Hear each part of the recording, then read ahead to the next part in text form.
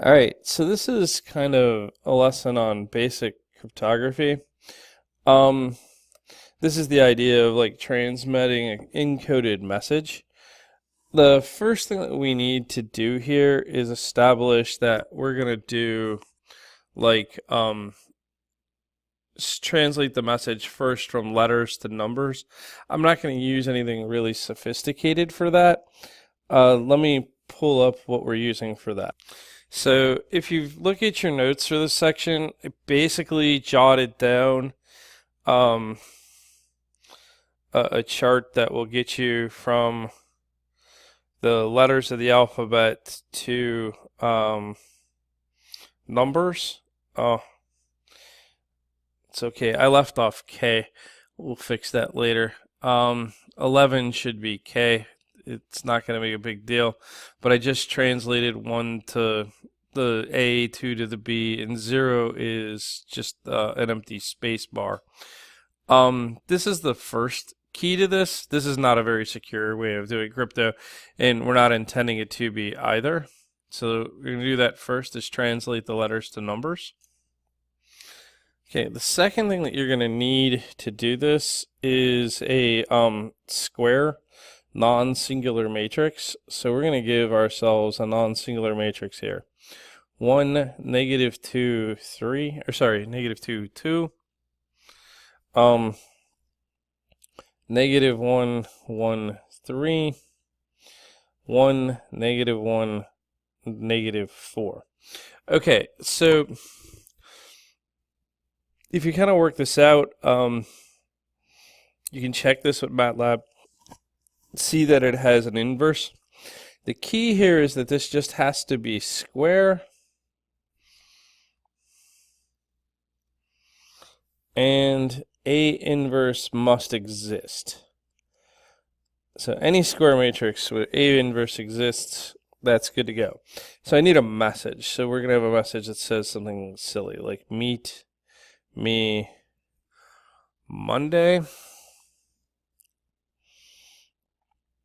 And we're going to like translate these to numbers, right? So like the M is like 13, 5, 5, 20, the space is 0, 13, 5, 0, 13, 4, let's see, that's going to be 15, 14, 4, 1, 25, 0. Okay, so what we do is we break these into chunks that have the same dimension as my matrix. My matrix here is 3 by 3. If it was 4 by 4, I'd break it into 4 space chunks, so forth and so on. But I'm going to make a message matrix, and they're going to be columns.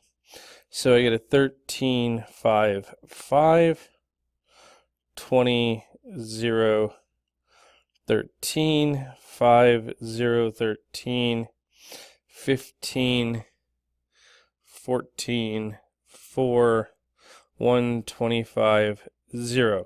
And like if I have spaces, if I have like not enough letters, I just add spaces at the end.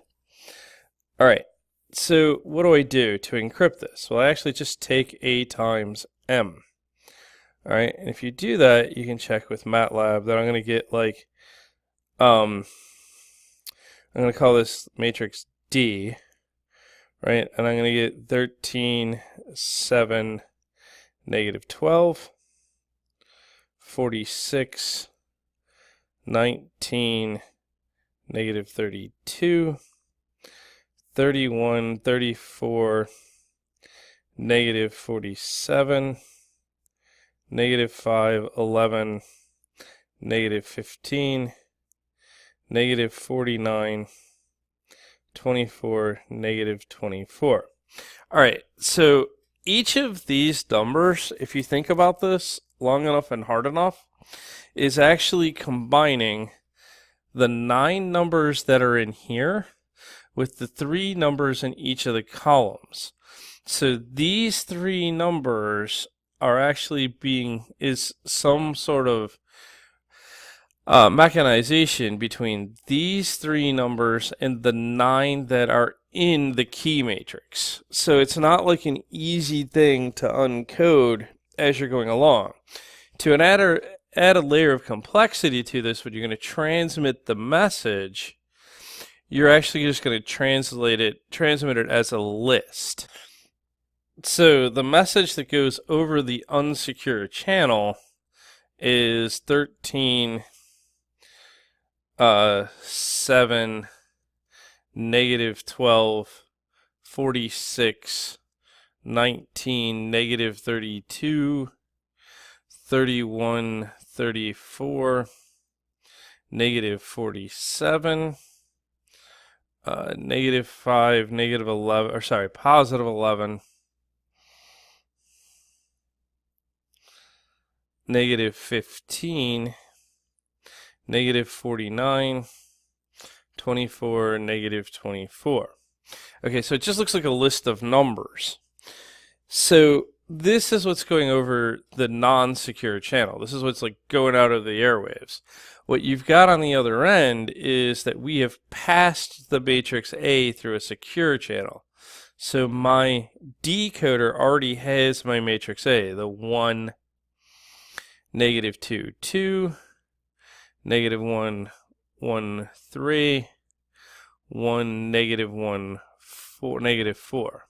All right, so this is what we would call a private key. It's just being passed over a secure channel. The other thing is the message, which is being passed over the airwaves.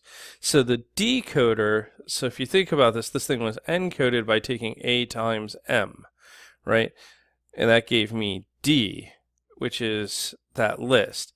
Well, the decoder, all they got to do, because they know the size of the matrix, because the private key got passed to them, it's 3 by 3, they break this into 3 spaces and they recreate the D matrix, right? So they take 13, 7, negative 12, 46, 19, negative 32, 31, 34, negative 47, negative 5, 11, negative 15, negative 49, 24, negative 24. And then, so if I take a look at the math here, if I multiply this by A inverse on both sides, well, A inverse times A just gives me back M, my original message. So if I take this and take A inverse times this D, I'm going to get back M, which was the original encoded matrix. Now, at the end of the day, I can go and spread that out, translate it back using my 0 to 24, and I have the message. Meet me Monday. Okay, so this is like a really, really simple way to get a cryptography using an inverse matrix, but it's pretty secure so long as you can keep the inverse matrix out of the hands of those who you don't want to read the message. Now, there are much more secure methods of doing cryptography. This is just like really, really basic, but it gives you an immediate application for something like inverse matrices.